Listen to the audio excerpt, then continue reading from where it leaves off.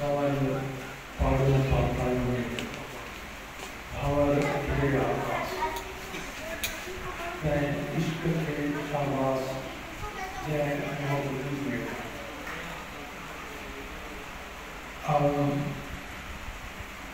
कलाम पेश कर अपने सिर्फ चंद अल्फाज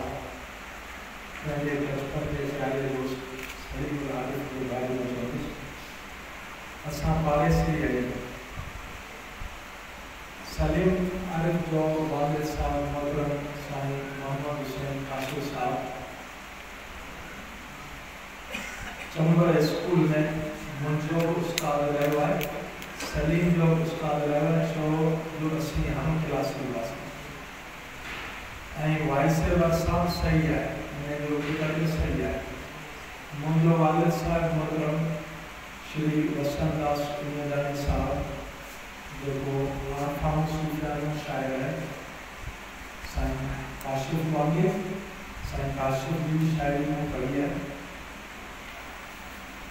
वो मुंहिंजो वालिद साहब 5 दर्जे में स्कूल जो बाबा जो हेड हूंदा हुआ सलीम जो उस्ताद रहियो आहे ऐं मुंहिंजो उस्ताद रहियो आहे असांखे ख़ुशनसीबी चइजे या तव्हां सभिनी जे लाइ हिकिड़ो पैगाम चइजे त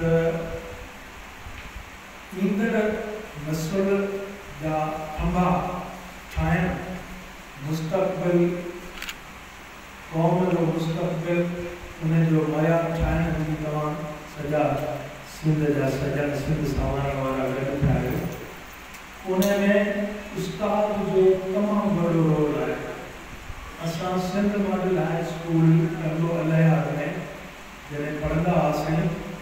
1970-71 तव्हांखे ॿुधी तजुब थींदो सॼे सिंध में उन वक्त में साइंस जा सब्जेक्ट इंग्लिश में कोन पढ़ाया वेंदा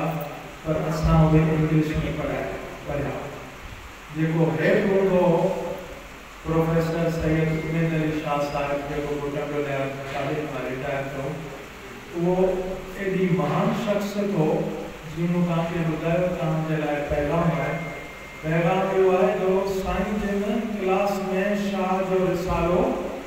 खणी ईंदा शेक्सपियर जो किताब खणी ईंदा ऐं अंग्रेज़ी लहज़े में शेक्सपियर के कीअं पढ़िजे वो पढ़ी ॿुधाईंदा हुआ ऐं शाह खे कीअं पढ़िजे वो पढ़ी ॿुधाईंदा हुआ त उन जे नतीजे में छा थियो जो शाइर पैदा थी विया सलीम शाइर आहे त अलाह पाक जे फज़ल सां मुंहिंजो वालिद साहब शाइर मामूद शाइर आहे मां ख़ुदि शाइर आहियां हिकिड़ो किताब हींअर सम्झे थो सामरोटी पब्लिकेशन विछियो में जेको सऊदी अरब में लिखियो सलीम जी शाइरी मुंहिंजी शाइरी में फ़र्क़ु सिर्फ़ु हिकिड़ो आहे त मुंहिंजी शाइरी प्रीडोमिनेंटली या हावीपणे जे हिसाब सां आरफाना सूफियाना अहिड़े क़िस्म जी आहे वालिद साहब जी शाइरी छो जो शाह जो रिसालो डेली जॾहिं नवाब शाह मेडिकल कॉलेज में मुंहिंजो जॉब हूंदो त सुबुह 5 बजे फर्स्ट पढ़ण खां पोइ डेली शाह जो रिसालो पढ़ंदो हुउसि इन किताब मुंहिंजी लाइफ तब्दील करे छॾी अॼु प्रोफेसर आहियां एमफिल पीएचडी आहियां आरफा यूनिवर्सिटी में 21 साल पढ़ायो आहे मेडिकल कॉलेज में फॉरेन में भी पढ़ायो आहे पर शाह साहब जे उनजो असर अहिड़ो आहे जो शाह साहब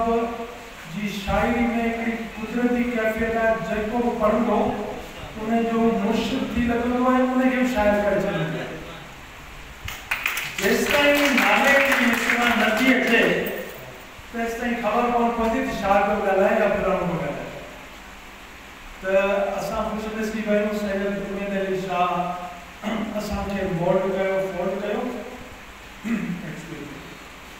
ऐं असांजी सॼी बैच जा